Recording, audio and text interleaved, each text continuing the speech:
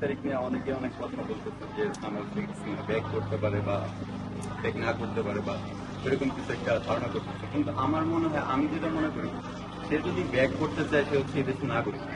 তো সে ব্যাক করতে পারে। এখন এই দেশে বিচার ব্যবস্থা অনুযায়ী তার বিচার হবে।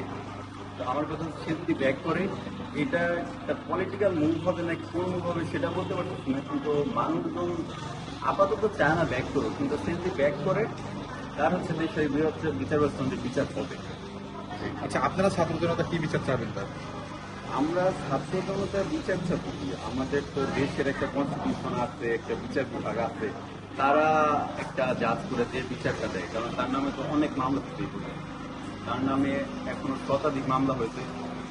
এটাতে তার রায় কি হয় ওটা তো বিচার ব্যবস্থা দেখবে। আমরা তো চাই যেন তার একটা সুষ্ঠু বিচার হয়। এখন বায়াস বিচার করুক, এটা আমরা চাই না। তার যে তাকে অন্য